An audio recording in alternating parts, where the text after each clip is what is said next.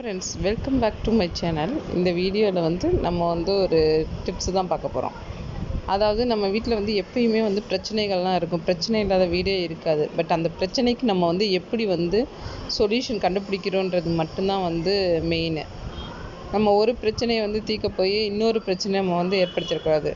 முதல்ல பிரச்சனை எப்படியா இருந்தாலும் ஏதோ ஒரு இடத்துல நம்மளால தான் உருவாகிருக்கும். அதை நம்ம அண்டர்ஸ்டாண்ட் பண்ணிக்கணும்.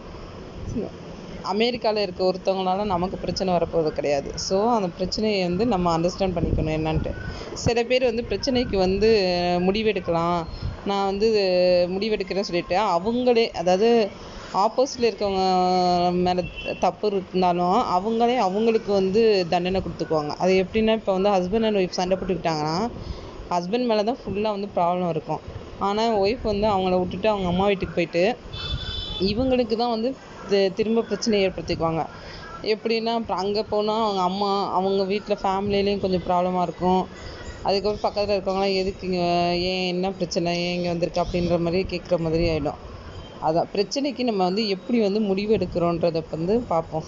ஒரு பிரச்சனைக்கு நம்ம முடிவெடுக்கும் போது அந்த யார் அந்த இதை செஞ்சாங்களோ அவங்களுக்கு நம்ம புரிய வைக்கணும். நீங்கள் தான் தப்பு, உங்கள் மேலே தான் தப்புன்றதை.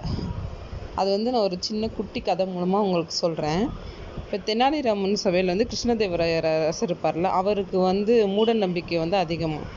அவர் இந்த பூனை குறுக்க போகிறது, எருமை மாடை பார்க்குறது, விதவைகளை பார்க்குறது, அந்த மாதிரிலாம் பார்த்தா அவருக்கு பிடிக்கவே பிடிக்காதான். உடனே என்ன செஞ்சுருக்காரு, ஃபஸ்ட்டு பூனை குறுக்க போனோன்னா பூனையெல்லாம் என் நாட்டில் இருக்கவே கூடாது, இதெல்லாம் நீங்கள் நாடு கடத்திடுங்க அப்படின்னு சொல்லியிருந்திருக்காரு.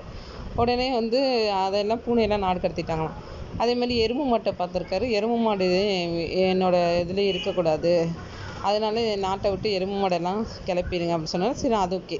இது ரெண்டும் ஓகே. பட் விதவை ஒரு தடவை பார்த்துருக்காரு. ஒன்று விதவைகளே நாட்டில் இருக்கக்கூடாது அப்படின்னா, யார் அந்த நாட்டில் இந்த மாதிரி அவங்கள எல்லாத்தையும் நாடு கடத்துங்கன்னொன்னா எல்லாத்துக்குமே ஒரு குழப்பம் வந்துருச்சு.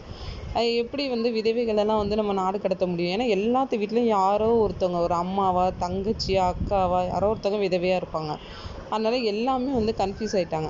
இப்போ தெனாலிராமன்கிட்ட போய் கேட்டாங்கன்னா, இந்த மாதிரி சொல்லிட்டாரு அப்படின்னு சொல்லிட்டு, சரி நம்ம பார்த்துக்கலாம் அப்படின்னு சொல்லிட்டு நான் பார்த்துக்கிறேன்னு சொன்னோன்னா அமைச்சரவை கூடனோன்னே அவர் அரசர் கேட்டிருக்காரு அமைச்சர்கள்ட்ட, விதவைகளை எல்லாம் நாடு கடத்திட்டீங்களா அப்படின்னு சொன்னேன். நாங்கள் எல்லாத்தையும் நாடு கடத்துறதுக்கு ரெடியாக தான் இருக்கோம், ஆனால் ஒரே ஒருத்தவங்களால தான் என்ன பண்ணுறதுன்னு தெரியாமல் இருக்கணும்னா, அப்படி யார் அந்த ஒருத்தவங்கன்னா, அது உங்களோட தங்கச்சி தான் அப்படின்னா. அப்போ தான் அவருக்கு, ஐயோ ஏன் தங்கச்சியை எப்படி நாடு கடத்துறது, இப்போ அவங்க வீட்லேயும் ஒருத்தவங்க இருக்காங்களேன்றது. அப்போ அவரோட தப்பை அவர் புரிய வச்சுருக்காரு. உடனே ஐயோ நான் தெரியாமல் செஞ்சுட்டேன், இனிமேல் அந்த மாதிரி செய்ய மாட்டேன் அப்படின்னு சொல்லிட்டு அவர் தெரிஞ்சிருக்காரு. அந்த மூட நம்பிக்கையிலேருந்து வெளியில் வந்திருக்காரு. இந்த மாதிரி நம்ம தப்பு யார் மேலே தப்போ அவங்களுக்கு அந்த தப்பை நம்ம புரிய வைக்கணும். அப்போ தான் நம்ம ஜெயிப்போம். அவங்களுக்காண்டி அவங்க தப்பு செஞ்சுட்டாங்க, நம்ம பேக்கை தூக்கிட்டு போயிட்டோம்னா அது நமக்கு தான் பிரச்சனை. நம்ம அடுத்த பிரச்சனைக்கு போயிடுவோம். ஸோ நீங்கள் முடிவெடுக்கும் போது நல்லா யோசித்து அவங்களோட தப்பை புரிய வச்சுக்க பாருங்கள். தேங்க்யூ ஃபார் வாட்சிங். பாய்.